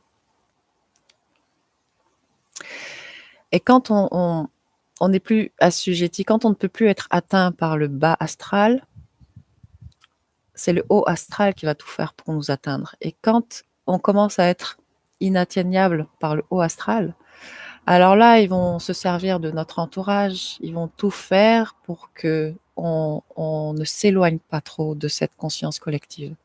Tout, absolument tout. Bonsoir Thierry. Bonsoir tout le monde. Maîtrisez-vous la méditation et si oui, comment procéder pour que celle-ci soit efficace, le bien-être? Alors, la méditation, non, je ne maîtrise pas la méditation. Pour moi, elle devrait être permanente, la méditation. L'état méditatif, pour moi, devrait être un état d'attention à ce qui est autour de nous, mais de façon permanente. Disons que je ne prends pas, moi, je suis trop zen, certainement, je ne ressens pas le besoin de faire de méditation, je n'ai jamais ressenti ce besoin, ou de faire de la relaxation. Donc, je peux pas vraiment, je suis pas la meilleure placée pour vous apporter des techniques. Respirez en conscience, gonflez le ventre, dégonflez le ventre, respirez lentement. Alors, ça va plus vite. Je supporte de moins en moins la souffrance animale. J'ai une empathie très importante pour ces êtres, parfois plus que pour les êtres humains. C'est très étrange, je me demande pourquoi. Alors, je ne suis pas là pour vous faire plaisir, hein, on est d'accord? Alors, très certainement que c'est parce que tu es en train de te faire manipuler par certaines formes de l'astral, comme beaucoup d'êtres humains. Vous savez, quand on commence à découvrir certaines choses, à prendre conscience de certaines choses qui se passent, on va commencer à sortir un peu, en fait, de la masse, petit à petit. Et puis, on va sortir de plus en plus de la masse pour se mettre de plus en plus dans des petits cercles. Et puis, on va essayer aussi de faire prendre conscience aux autres. Et puis, on va être en colère. Et puis, on peut facilement projeter toute cette colère à l'extérieur aussi.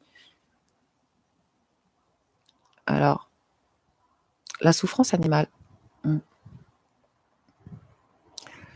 C'est clair que l'être humain, il a beaucoup de choses qui sont là pour le servir, mais il asservit ces choses parce qu'il n'a pas encore la conscience de tout cet écosystème, en fait, qui est là placé, dans lequel il évolue. Il n'a déjà pas la conscience de son propre écosystème. Alors, vous imaginez l'écosystème en entier. Et pourquoi je dis que c'est une manipulation de l'astral? Eh bien, tout simplement parce que tu es capable de dire que parfois, tu as plus d'empathie pour ces animaux que pour les êtres humains. Et quand on en arrive à un stade comme ça, c'est de l'astral qu'il y a derrière. Parce que l'être humain est l'être le plus évolué de la planète Terre et l'être humain est le seul être qui puisse arrêter l'involution de l'énergie. Les animaux sont là pour servir l'être humain. Mais vraiment, quand je dis servir, vraiment, il ne s'agit pas d'asservissement. L'animal a des capacités extraordinaires. L'animal n'est pas soumis à ce plan mental égoïque. Et l'animal fait ce qu'il a à faire. Et l'animal supporte énormément du karma de l'être humain. Et l'être humain supporte encore plus du karma de l'animal. Donc tu sais, ne t'inquiète pas trop pour les animaux parce que chaque être humain supporte le karma de l'animal. Ça on dit que quand une vache mange de l'herbe, eh bien elle fait évoluer cette herbe. Et quand l'être humain mange la vache, il fait évoluer la vache parce qu'il absorbe son karma, il supporte son karma. Manger de la viande a été utile et nécessaire pour l'être humain pour développer l'ego. justement. Et parce que quand on mange de la viande, l'animal qui meurt va avoir peur, il va sécréter certaines hormones. Et nous, on va manger tout ça, on va manger beaucoup de peur. On va créer des sociétés paranoïaques, des sociétés qui ont des envies, qui ont beaucoup de jalousie, beaucoup de désirs. Et tout ça, c'est l'ego. C'est très bon. Parce que l'ego est utile pour accéder au corps supérieur. L'ego est un outil utile. Maintenant, ce qu'il y a, c'est que l'ego, il lui a fallu du temps. Il lui a fallu du temps. Mais au bout d'un moment, l'ego, il est écœuré, il en a marre, il en peut plus. Et à ce moment-là, il cherche, l'être humain, en tout cas à qui appartient l'ego, cherche quelque chose. Il cherche comment faire. Et à ce moment-là, on commence à passer du plan astral, complètement émotionnel, au plan mental. On commence à se poser des questions, mais pourquoi c'est tellement ridicule de souffrir. Pourquoi on souffre? Pourquoi il y a autant de souffrance animale? Pourquoi il se passe si? Pourquoi les enfants sont violés? Pourquoi toutes ces maladies, toutes ces misères? Et là, on commence à passer sur un plan mental, à chercher des réponses. Et là, ça commence à être intéressant parce que plus on va avancer, plus on va vivre des désillusions. Et plus on va vivre de désillusions, plus l'ego va disparaître, en fait, va être transmuté. Donc, tout est utile, tout a servi. La souffrance animale, elle va s'arrêter, la souffrance animale, parce que l'être humain va devenir de plus en plus intelligent, qu'il le veuille ou pas, il va devenir de plus en plus intelligent. Donc la souffrance animale, ça va être quelque chose qui va passer. Maintenant, peut-être que tu devrais te demander pourquoi est-ce que ton empathie pour les animaux est beaucoup plus grande que celle pour les êtres humains. Après, je dis pas qu'il faut aider à tout va. Hein. Personne ne vient au monde pour sauver les autres ou pour aider même la planète ou l'humanité. Hein. Ça, ce sont des missions que l'on se donne après un soi-disant contact avec des êtres de lumière, des êtres supérieurs ou je ne sais pas quoi. Mais personne ne vient au monde pour aider les autres ou sauver les autres. Ça, c'est quelque chose qu'on a bien voulu nous faire croire, c'est-à-dire qu'on était responsable des autres, mais on n'est absolument pas responsable des autres, on est responsable de soi, c'est déjà pas mal. Et une fois qu'on a appris à connaître notre propre écosystème et à le faire évoluer en harmonie, eh bien, on peut évoluer, on peut établir plus facilement de l'harmonie dans l'écosystème à l'extérieur de nous. Mais ça va venir.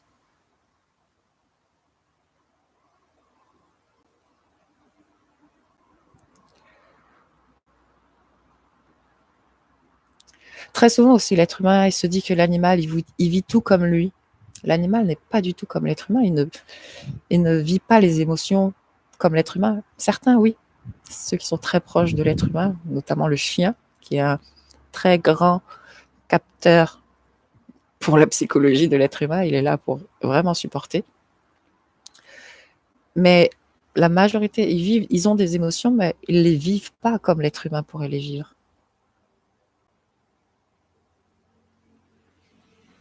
Alors, tu parlais du dédoublement de conscience. J'ai vécu cela avant mon incarnation. Nous sommes deux ici sur Terre et une autre partie de la conscience qui nous guide. C'est peut-être cela que l'on peut nommer flamme jumelle. Alors, je ne sais pas si c'est cela qu'on peut nommer flamme jumelle. Honnêtement, je ne vais pas faire d'amalgame parce que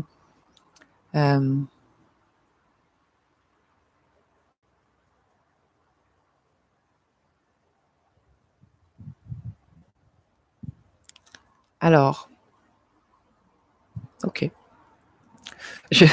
Ok, Giro.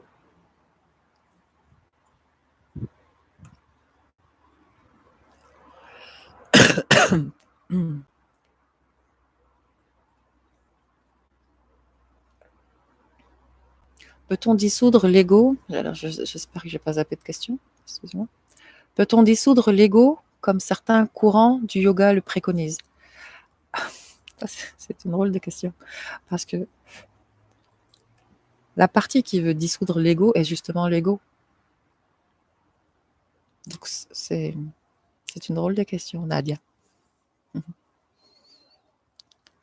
L'ego ne peut pas se dissoudre lui-même, c'est juste impossible. Peut-on comprendre la réalité d'un arbre? Bien sûr, bien sûr. Il suffit de regarder tout ce qui vit dans l'arbre, tout l'écosystème de l'arbre. Comment avez-vous acquis ces connaissances et comment faites-vous pour ne pas en douter et vous dire qu'après, il n'y a pas que le néant? Alors, comment est-ce que j'acquiers mes connaissances? Elles sont là. Après, comment je fais pour savoir si c'est vrai ou pas? J'en sais absolument rien. Ceci dit, je ne m'attache pas à savoir si c'est vrai ou pas vrai, en fait. Je m'en fous un peu. Parce que je me dis que ce que je dis là, je le dis. Et puis, si demain je dois dire autre chose, bien, je ne suis pas attachée à ce que j'ai dit là aujourd'hui. Donc, si demain je dois dire autre chose, ben, je dirai autre chose. Et si ça me permet d'entrevoir que ce que j'ai dit avant, c'était de la merde, ben, je l'accepte aussi, quoi. C'était de la merde ce que j'ai dit avant. Ben. Après, je vais pas me sentir coupable d'avoir dit de la merde parce que à ce moment-là, je pouvais pas dire autre chose que ce que j'ai dit. Donc, en fait, je me pose pas ce genre de questions. Souvent dans une discussion, bah oui, comment tu sais? Bah je sais pas, je sais, et puis ça s'arrête là en fait. C'est mon petit doigt qui me l'a dit.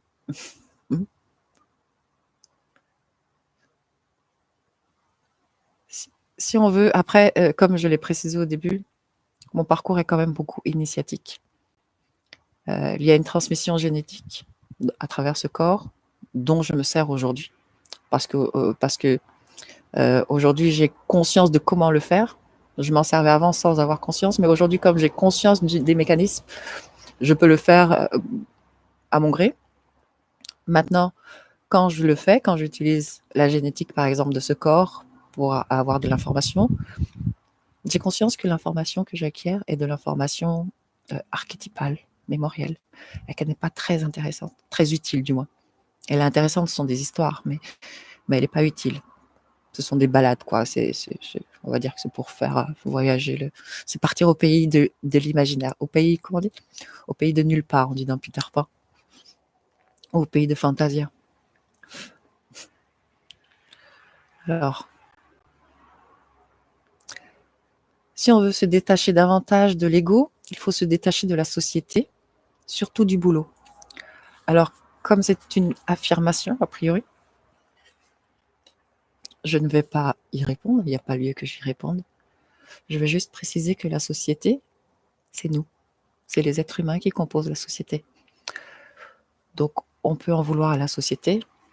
Eh bien, il faut en vouloir à chaque être humain qui compose cette société. Donc, à toi aussi, il faut en vouloir.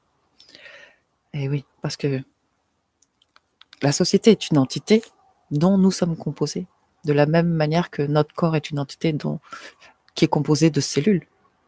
Chaque cellule a son rôle, et chaque cellule mène son rôle parfaitement, sans se dire « Ah, le rôle du voisin, il est mieux. Hein.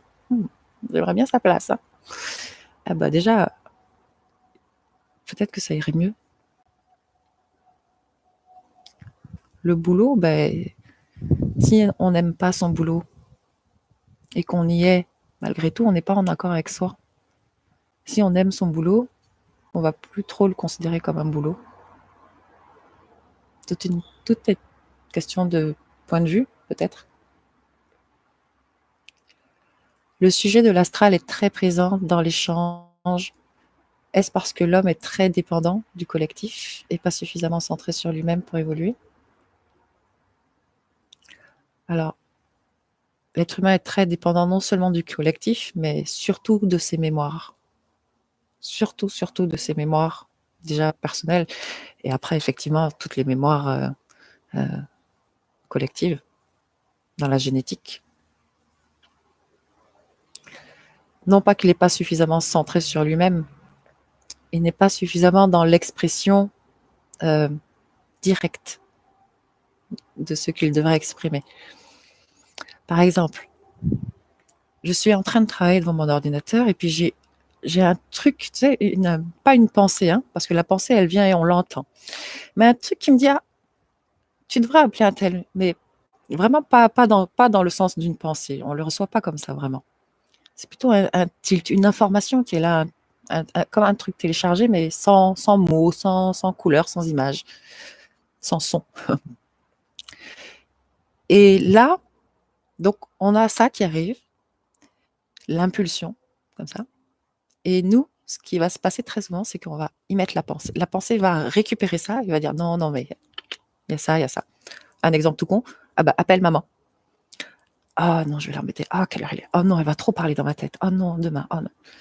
Et on va toujours confronter comme ça quelque chose qui est très instantané à quelque chose qui va être mémoriel. Toujours, toujours. Donc, c'est pas tellement le fait qu'on soit pas centré sur nous-mêmes. C'est plutôt le fait qu'on soit pas dans notre véritable libre arbitre.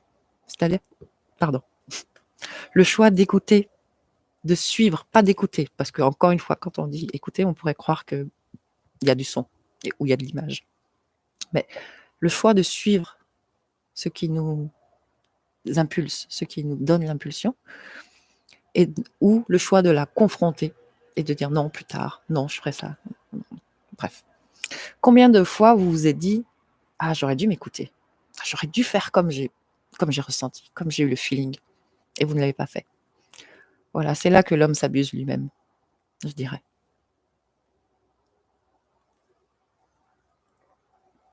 Alors, que pensez-vous des hypnoses régressives de Calo Griffasi ou Rachel Fortin? Alors, personnellement, je n'ai pas à dire ce que je pense du travail des autres. Ce n'est pas mon rôle du tout, du tout. Chacun est libre de juger par lui-même ce qu'il pense du travail des autres. Je pense que ça, c'est une bonne chose à faire. Évoluer. Alors, bon, je vais faire une parenthèse quand même, hein, parce que si vous vous rendez sur mon site, vous allez voir que je mentionne le nom de Calogero Griffasi. Ce qui signifie très certainement que j'apprécie son travail. Voilà. Évoluer. Notre esprit ou conscience n'est-elle pas parfaite? N'était-elle pas parfaite lorsqu'elle était dans la source? Pourquoi s'être détaché de la source? Ah, il n'y a pas d'intention. Il n'y a pas d'intention. La création se fait. Notre esprit ou conscience était parfaite, effectivement. Et elle est toujours parfaite là où elle est. C'est-à-dire que là où elle est, dans le corps de matière, elle est en parfaite résonance et en parfaite harmonie avec tout ce qui vibre dans le corps, avec l'écosystème du corps, de ce corps. Donc l'énergie, en réalité, elle est toujours parfaite.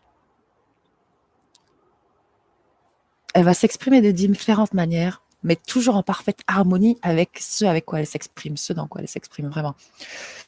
Donc quand on parle de la perfection est toujours perfectible, mais les choses sont toujours parfaites aussi. Je ne sais pas si c'est compliqué ou pas à entendre, mais c'est un fait. Alors pourquoi s'être détaché de la source? Elle n'est pas détachée de la source. Rien n'est détaché de la source. La source est un point qui n'a pas de coordonnées spatio-temporelles. La source, elle est là dans mon genou, elle est là dans mon oreille, elle est là au bout de mon nez, elle est là dans votre nez, dans votre orteil, elle est partout. Elle est partout et elle est nulle part. Donc, rien n'est détaché, absolument rien n'est détaché de la source. Par contre, la source s'exprime à travers bien des véhicules. Et la plus haute et la plus parfaite expression qu'elle peut avoir, c'est quand elle s'exprime sur l'homme le plus évolué. En tout cas, dans la cellule la plus évoluée d'un être humain. Et son expression énergétique la plus basse est dans la forme matérielle la plus évoluée. Mais la source n'est pas détachée de rien du tout. Le principe n'est pas détaché de rien du tout.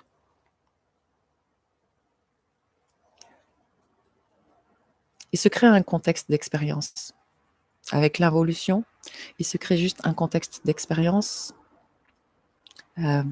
pour pouvoir permettre à la source elle-même d'expérimenter la matière. Alors, comment couper les liens transgénérationnels toxiques? Ça me pèse de plus en plus. Merci. Mmh. Alors, il peut être intéressant d'aller dans le passé, hein, comme on le fait à travers des sessions d'hypnose, par exemple. Ça peut être intéressant, ça peut aider. Maintenant, les liens transgénérationnels, toxiques ou pas toxiques, on peut les considérer comme des accords, des choses qu'on accepte quand on en prend conscience. Parce que tant qu'on n'en prend pas conscience, eh bien, il n'y a même pas de démarche possible, hein, on est d'accord. Et comment les couper? Eh bien, simplement par le pouvoir de la volonté,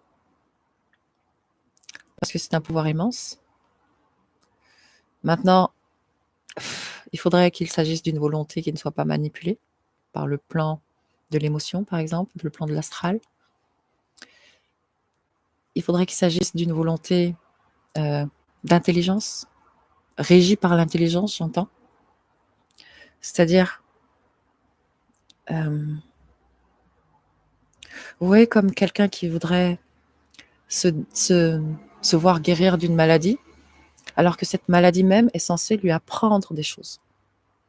Eh bien, tant qu'elle n'aura pas appris ce qu'elle a à apprendre, elle ne guérira pas de cette maladie.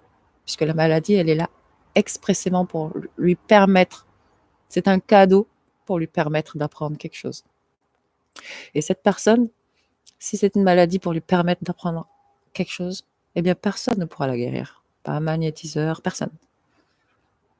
Donc, les liens transgénérationnels toxiques, tant qu'ils sont là pour vous apprendre quelque chose, ils seront là. Maintenant, si c'est parce que vous êtes écœuré de souffrir, que vous n'en pouvez plus, ils vont partir d'eux-mêmes. De par l'intelligence que vous allez émettre pour les dégager. Donc finalement, il faut le vouloir d'une certaine manière. Et ça va se faire. Es-tu dans le supramental? Ah ça, j'en sais rien du tout. Parce que pour savoir ça, il faudrait que je me compare à d'autres. Moi, je peux vous dire que je suis là, moi, je peux, voilà. Je peux, ça, j'en sais rien. Et puis, à la rigueur, c'est pas vraiment important, en fait. C'est pas très important. Pour moi, ça n'a aucune importance, vraiment. Ouais. Merci beaucoup pour avoir répondu à mes questions. Je vais vous réécouter demain pour que le cheminement se fasse. Pardon, j'ai du mal à lire. Hein. Pourquoi l'Afrique n'évolue pas? Mon continent hérite d'un mauvais karma. Le karma. Vous savez qu'il y a des gens qui subissent tout un tas de choses pour que d'autres puissent vivre heureux. Vous savez qu'il y a des gens qui n'ont pas de jambes pour que d'autres puissent en avoir. Vous savez qu'il y en a qui sont malades pour que d'autres puissent être en bonne santé. Et c'est vrai, il y a des peuples qui supportent certains karmas plus que d'autres. Il y a des raisons intelligentes à cela. Après, l'Afrique, elle est aussi dans des rites qui l'empêchent d'évoluer. L'Afrique est la terre où je suis née. J'adore ce continent. Ceci dit, j'ai toujours vu l'Afrique comme une terre de... J'employais le terme sarrasin quand j'étais petite, sans savoir ce que ça voulait dire. J'avais dû l'entendre et c'était un terme qui me semblait très agressif. Du coup, j'employais ce terme pour nommer les Africains. Ils sont restés quand même dans des cultes ancestraux qui les maintiennent encore sur un plan de l'astral qui n'est pas très haut. Et ça va venir. Ça va venir, mais chaque chose en son temps. Chaque chose en son temps. L'Afrique, elle a beaucoup, beaucoup donné. Et bon, chaque chose en son temps. C'est juste que ce n'est pas encore le temps pour l'Afrique.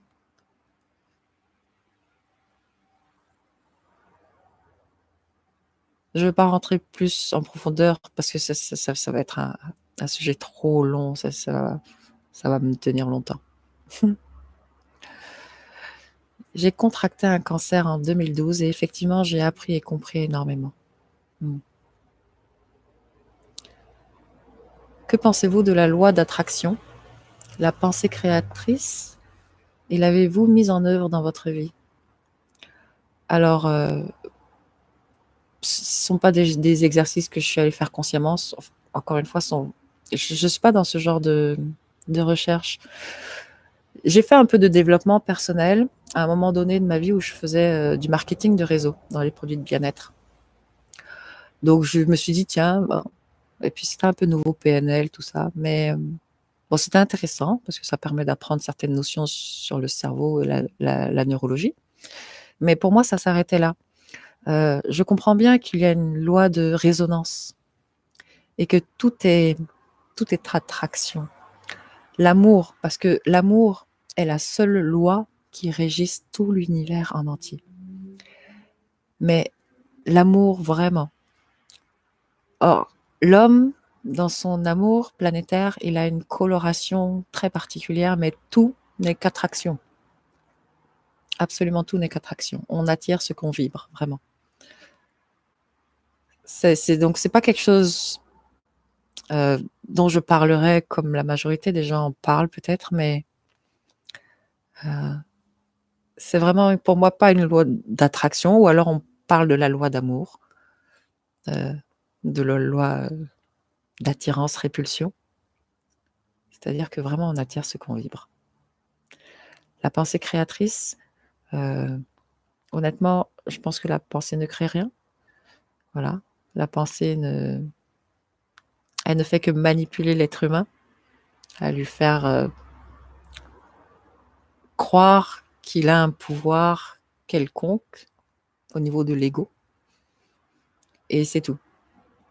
Pour moi, la pensée ne crée vraiment rien. Elle ne peut pas exister s'il n'y a pas de mémoriel, d'ailleurs.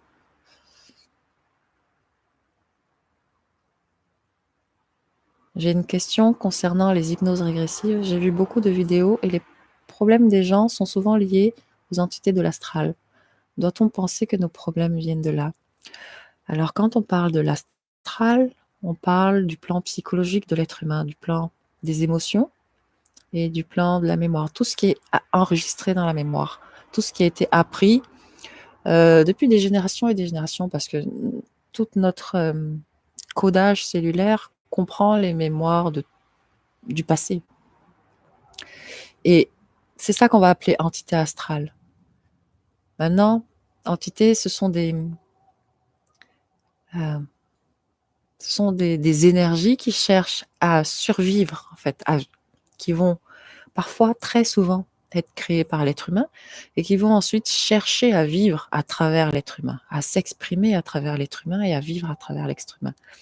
Les entités, les énergies, les mémoires du monde de l'astral vont toujours s'exprimer à travers le système endocrinien de l'homme. Toujours. Et nos problèmes viennent de là, oui, parce qu'on se réfère toujours à ce qui est mort. On se réfère toujours à ce qui est mort, au passé. Voilà. Donc, en fait, on ne vit pas.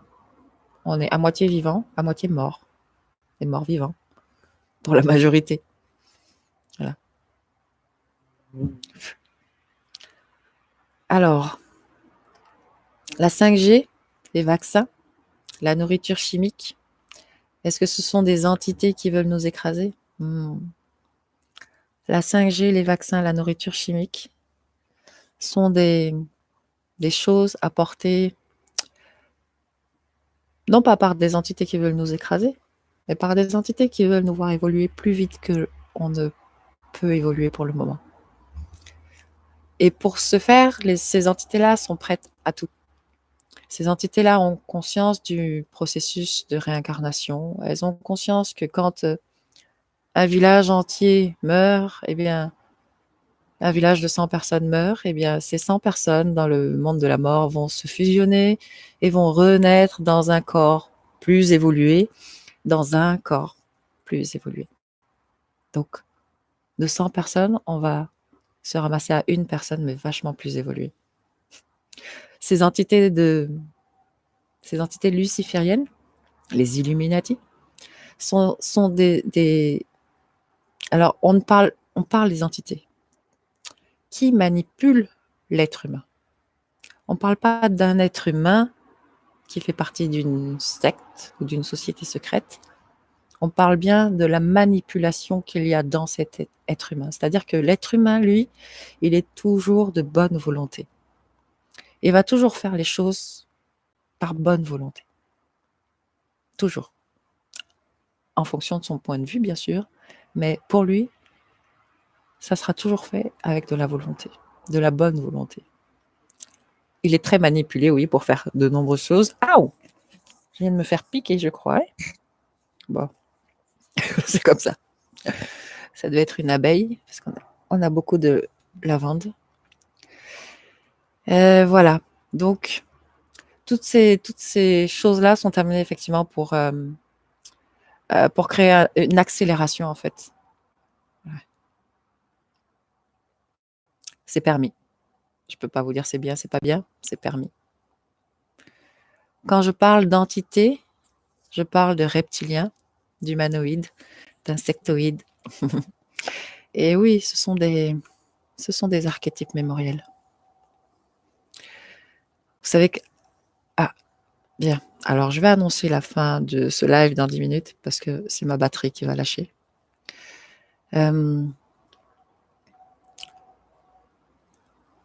Oui, toutes ces entités-là sont des entités archétypales, mémorielles.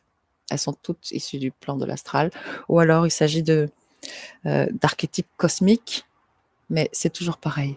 Ce sont des mémoires qui sont là, figées dans l'astral. J'ai parfois du mal à regarder les gens dans les yeux. C'est inconscient. Cela fait-il écho à quelque chose?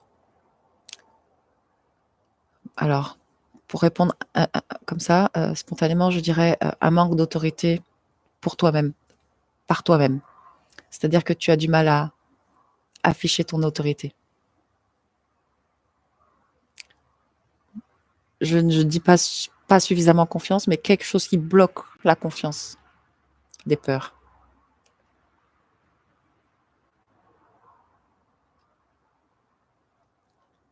Attention aux frelons asiatiques, ils font leur nid. Ouais. Et oui, on a pas mal de trucs. Alors bon, ça lance un peu, mais ça va. Je trouve que l'on bascule beaucoup dans la paranoïa en ce moment, sur tous les sujets en France. Comment prendre du recul avec cet égrégore?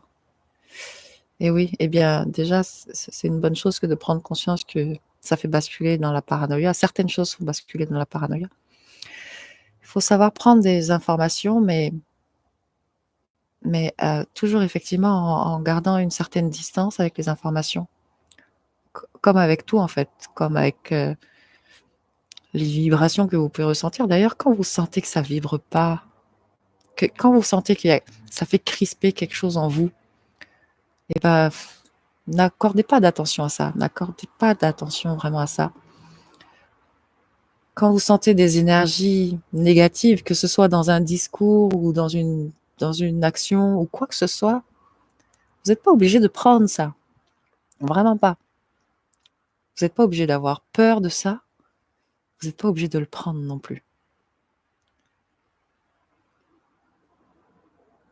Il faut toujours rechercher à l'intérieur. La plus grande des ressources, elle est à l'intérieur. Et ça, vraiment, même si l'extérieur bascule et s'effondre, c'est toujours à l'intérieur que ça se passe, parce que l'extérieur n'existe pas réellement. Vraiment, il n'existe pas réellement. Donc, toujours chercher la ressource à l'intérieur de soi, c'est une bonne chose. Votre corps, vous pouvez écouter énormément votre corps. Il est tellement important. Il est la base qui permet de faire grimper l'énergie. il est vraiment la base ultra importante. Votre corps, écoutez-le. Votre respiration, écoutez-la, sentez-la, comment est-ce qu'elle se fait? Un petit indice, si vous respirez par le haut, il y a quelque chose qui ne va pas. Si vous constatez que votre respiration est ventrale, c'est que tout va. Ça résonne, ça vibre, c'est en accord, en harmonie. Il n'y a pas de stress là-dedans. C'est un petit indice que je peux vous donner, peut-être pour le mot de la fin, parce que je pense que mon ordinateur va s'éteindre. Donc je vous dis au revoir au cas où, hein, et puis prenez vraiment bien soin du canal que vous êtes. Respirez, oxygénez votre cerveau. L'être humain, durant ces millions d'années d'évolution, a eu un cervelet, ensuite un système limbique, et maintenant un cortex. Et il est en phase de pouvoir créer un quatrième centre, un quatrième cerveau, s'il arrive à créer de l'harmonie avec ces trois centres-là déjà. Voilà. Bon, je vais terminer par ça, hein, je pense. Merci à vous pour votre présence, merci beaucoup. Je ne pensais pas avoir autant de monde pour... vous êtes tous des psychopathes, en fait, pour venir écouter toutes les bêtises que je dis. Alors, la sexualité est-elle de plus en plus dégradée? Salie, est-ce du vol d'énergie? Oui, bien sûr, complètement. Elle est de plus en plus dégradée et c'est même, vous savez, il y a un combat qui se fait. Alors, ne voyez pas ça comme un combat de la guerre des étoiles, hein, mais il y a vraiment un combat entre les forces qui tentent à descendre vers l'homme et les forces qui tentent à empêcher que l'homme monte. Donc, il y a vraiment des choses qui se passent pour empêcher l'évolution de l'homme quand même. Et ces forces qui essayent d'empêcher l'évolution de l'être humain, ou plutôt c'est pas tellement qu'elles essayent de l'empêcher, mais comme ces forces sont accrochées par le bas à l'être humain, elles empêchent, elles l'alourdissent. Ces forces sont des forces qui ont été créées par l'être humain lui-même. C'est toute la merde de l'humanité. Et bon, ben voilà, l'être humain n'a plus qu'à tirer la chasse d'eau, en fait. Il ne le sait pas, mais il faut qu'il tire la chasse d'eau. Voilà. Allez, je vous souhaite une très belle nuit à tous et puis je vous dis bye bye, à bientôt. Prenez soin de vous. Alors, est-ce que chaque prise de conscience libère de l'astral?